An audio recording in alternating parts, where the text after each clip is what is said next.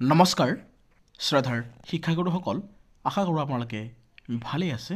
এইবাৰ ৰাজ্যৰ টিউটৰ শিক্ষকসকলৰ যি সমস্যা, এই সমস্যাসমূহ অসম চৰকাৰে এতিয়ালৈকে সমাধান নকৰাত তেওঁলোকে ক্ষুণ্ণ হৈ পৰিছে আৰু অৱশেষত তেওঁলোকে সিদ্ধান্ত গ্ৰহণ কৰিছে নিজৰ প্ৰাপ্যৰ বাবে গণতান্ত্ৰিক আন্দোলনৰ হুংকাৰ প্ৰদান কৰিছে।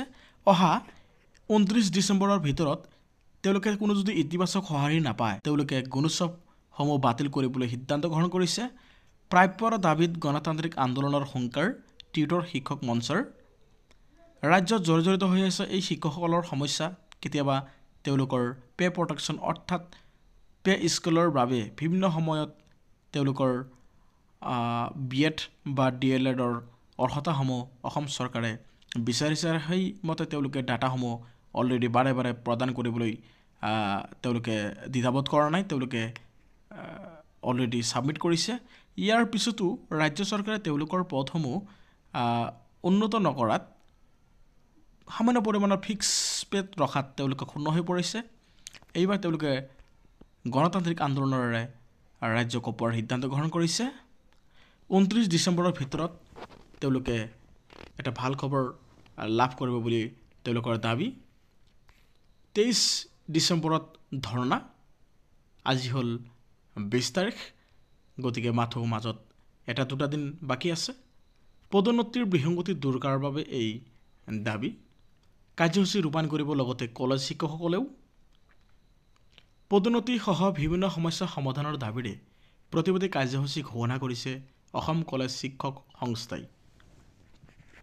দীৰ্ঘদিন ধৰি দাবী উত্থাপন কৰি অহা স্বত্তেও ৰাজ্য চৰকাৰখনে এতিয়ালৈকে কোনো ধৰণৰ ব্যৱস্থা গ্ৰহণ নকৰাত তেওঁলোকে ক্ষুণ্ণ হৈ পৰা কলেজ শিক্ষক সংস্থাই অহা 30 ডিচেম্বৰত মহানগৰীৰ চচলত ধৰ্ণাস্থলীত অৱস্থান ধৰ্মঘট কাৰ্যসূচী ৰূপায়ণ কৰিবলৈ সিদ্ধান্ত গ্ৰহণ কৰিছে।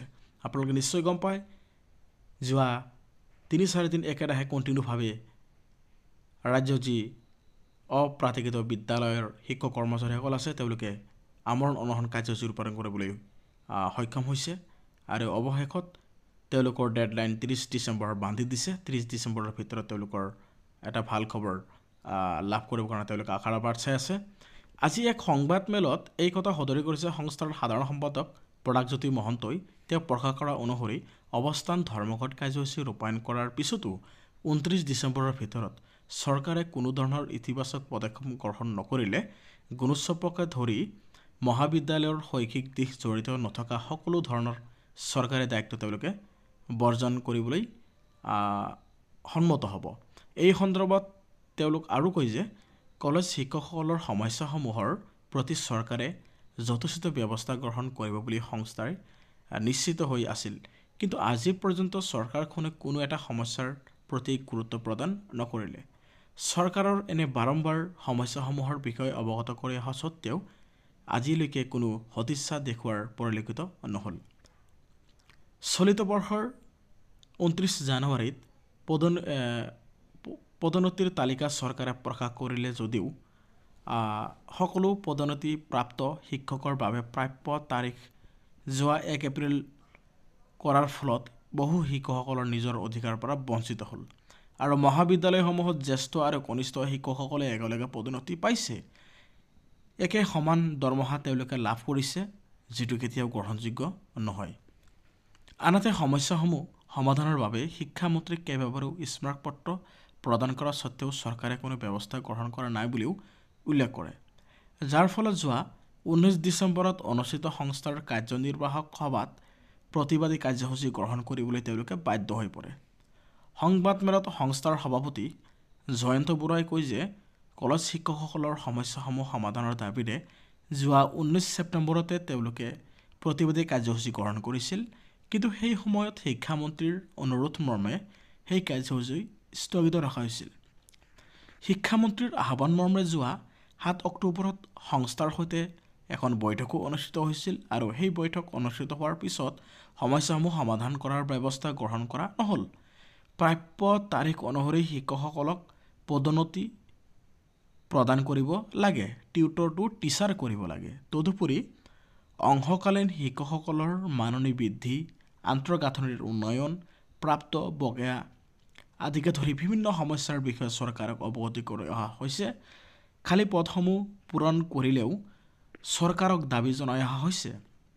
তৎসত্ত্বেও চৰকাৰৰ পৰা ইতিবাচক সঁহাৰি লাভ নকৰাৰ বাবেই সংস্থাই এইবাৰ 23 ডিচেম্বৰত প্ৰতিবাদী কাৰ্যসূচী গ্ৰহণ কৰিবলৈ সিদ্ধান্ত গ্ৰহণ কৰিছে। গতিকে এই টিউটৰ শিক্ষকসকলে 23 ডিচেম্বৰত যি কাৰ্যসূচী গ্ৰহণ কৰিব, সেই কাৰ্যসূচী সফলভাৱে ৰূপায়ণ হওক, তেওঁলোকৰ সমস্যাসমূহ যাতে ছ'চিয়েল মিডিয়া আৰু সামাজিক মাধ্যমত ফুটি উঠক।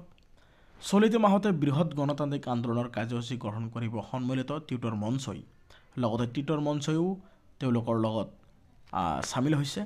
বিভিন্ন দাবীৰ সমৰ্থনত চলিত মাহৰ শেষৰ ফালে অৰ্থাৎ তেওঁলোকে এই মাহৰেই ডিচেম্বৰ মাহতেই বৃহৎ গণতান্ত্ৰিক আন্দোলনৰ কাৰ্যসূচী ঘোষণা কৰিব বুলি তেওঁলোকে থিৰাং কৰিছে আৰু এই কথা সন্মতি প্ৰদান কৰিছে টিউটৰ ঐক্য মঞ্চই।